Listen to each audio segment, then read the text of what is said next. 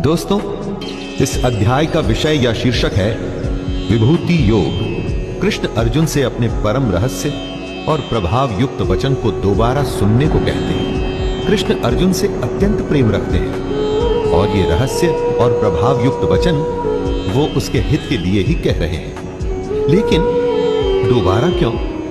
दोस्तों, परीक्षा से पहले अभ्यास के समय हर बात एक बार में समझ आ जाए ये जरूरी नहीं। बार बार एक ही बात को सुनकर उसे समझना पड़ता है। और फिर ये तो श्री कृष्ण के वचन हैं, जिनसे बड़ा ज्ञान कोई है ही नहीं, तो इन बातों को तो दोबारा सुनना ही पड़ेगा। जब आप कृष्ण की शरण में आ जाते हैं तो फिर आप उनकी जिम्मेदारी हो जाते हैं। जब तक अर्जुन को समझ नहीं आया तब तक प्रभु ज्ञान देते रहेंगे। कृष्ण अजन्मा है, यानी कि जन्म से रहित, अनादि है।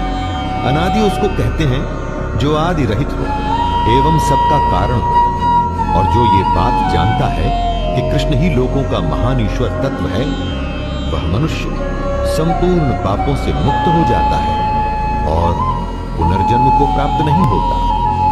कृष्ण यहां पर कुछ अपनी ही बताई बातों को दोहरा रहे हैं, दोबारा बता रहे हैं ताकि समझने में कोई चूक ना हो। वो चाहते हैं कि हर कोई उनके ईश्वर तत्व को समझे, ये जाने कि आखिर कैसे पूरे संसार में जीव और निर्जीव में श्री कृष्ण की ही छवि है। जीवन में हर स्थिति अपने साथ एक नया ही भाव लेके आती है। जैसी सिचुएशन होती है ना दोस्तों, उसी तरह की फीलिंग हमारे अंदर आती है। इन सब भावों के बारे में बताते हुए कृष्ण कहते हैं, निश्चय करने की शक्ति, यथार्थ ज्ञान, असम्मूढ़ता, क्षमा, सत्य, इंद्रियों का वश में करना, मन का निग्रह तथा सुख दुख, उत्पत्ति प्रलय और भय अभय तथा अहिंसा, समता, संतोष, तप इंद्रियादि को तपाकर जब शुद्ध किया जाता है तो उसे ही तप कहते हैं। दान,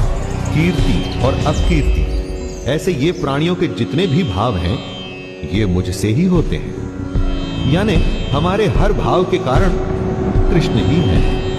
हम सब के होने से पहले दुनिया में कुछ और था, उसी को बताते हुए कृष्ण कहते हैं, वो थे 7 महर्षि जन।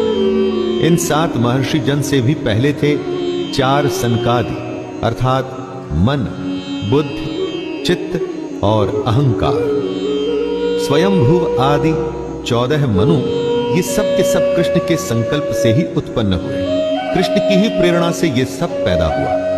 इन्हीं सब की संसार में हम सब संपूर्ण प्रजा हैं। हमारे आने से पहले ये सब थे और इनकी होने की वजह थे कृष्ण। जब कुछ भी नहीं था तब कृष्ण थे, जब कुछ नहीं रहेगा तब दोबारा सब कुछ की उत्पत्ति के लिए भी कृष्ण ही होंगे। दोस्तों, क्यों है ये दुनिया, कैसे बनी ये दुनिया? ये सबसे स्वाभाविक सवाल हैं जो सोचने वाले के मन में आते ही हैं। इसी के लिए कृष्ण कहते हैं कि जो पुरुष उनके इस परम ईश्वरीय रूप विभूति को और योग शक्ति को तत्व से जानता है वो सबसे बड़ा ज्ञानी है। लेकिन ये योग शक्ति तत्व आखिर है क्या?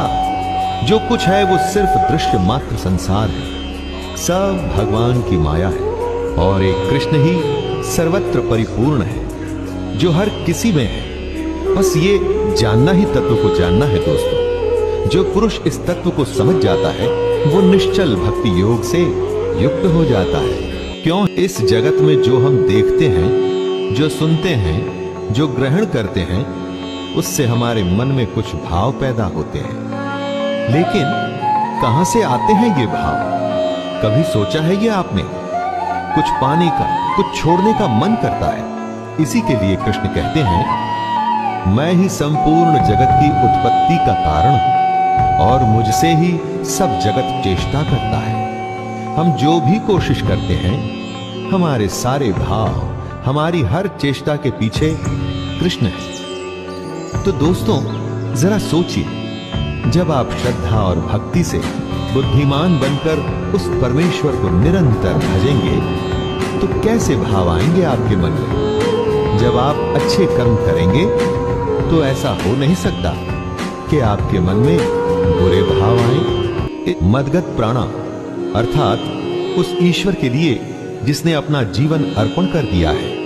कृष्ण में मन लगाने वाले और उन्हीं में अपने प्राणों को अर्पण करने वाले आपस में जब कृष्ण या परमेश्वर के बारे में चर्चा करते हैं तो उसका प्रभाव बहुत बड़ा होता है। इसीलिए सत्संग या हर सुबह और शाम की आरती को बहुत महान बताया गया है। जब सच्चे मन से कृष्ण को मानने वाले आपस में कृष्ण का कथन करते हैं तो वो हर तरह से कृष्ण में ही रमण करते हैं, कृष्ण में ही रहते हैं और फिर एक दिन उसी को प्राप्त भी होते हैं।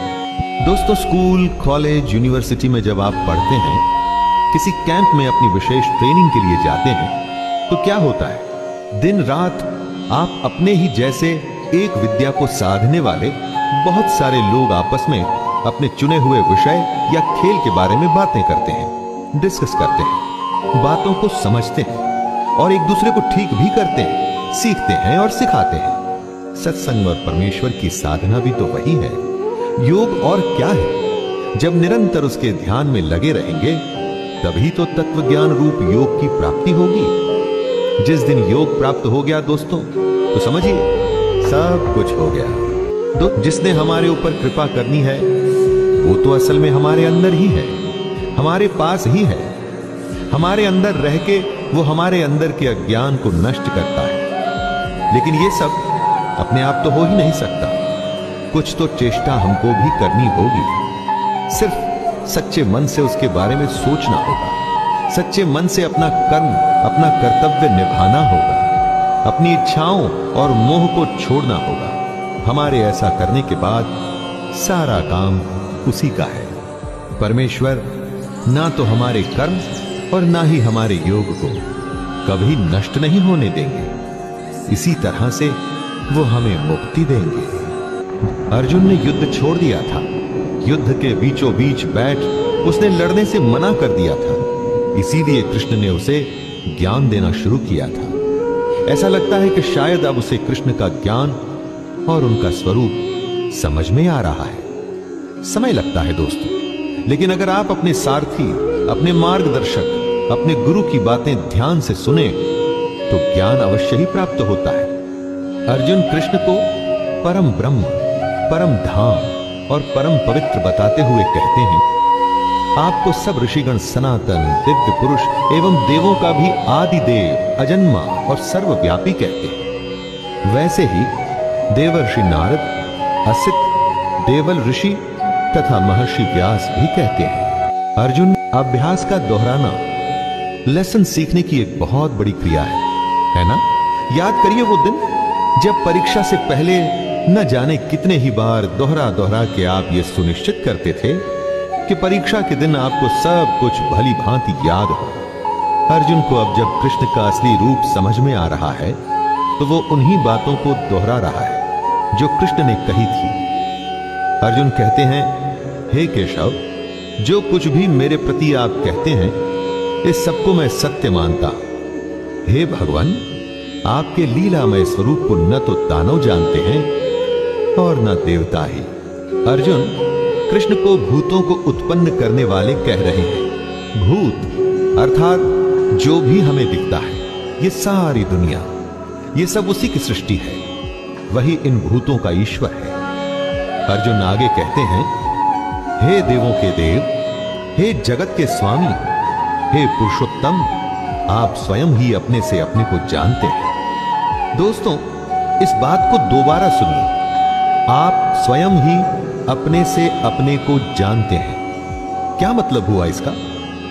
कृष्ण हमारे अंदर होते हैं और हमारे अंदर रहते हुए ही वो हमारे अंदर वो भाव जगाते हैं जिससे हम कृष्ण के असली रूप को जान सकें। तो ये तो वही बात हुई कि अपने से अपने को जानना। ज्ञान का मार्ग आसान नहीं है। जो जानना चाहता है वो कभी रुकता नहीं, उसे और जानना होता है। ऐसे ही अर्जुन के साथ भी हो रहा था। कृष्ण के स्वरूप का ज्ञान अभी अर्जुन के लिए बाकी था। उसका संशय खत्म होना शुरू हुआ था, लेकिन पूरी तरह से खत्म नहीं हुआ। इसीलिए वो कृष्ण से कहते हैं, आप ही अपनी उन दिव्य विभूतियों को संपूर्णता से कहने में समर्थ हैं, जिन विभूतियों द्वारा आप इन सब लोगों को व्याप्त करके स्थित है। अर्जुन कृष्ण से उनकी विशेषता, उनकी खासियत जानना चाहता है, और वो ये भी जानता है कि अपनी विशेषता के बारे में सिर्फ और सिर्फ कृष्ण ही कह सकते हैं और कोई नहीं। ज्ञान का मार्ग आसान नहीं है। जो जानना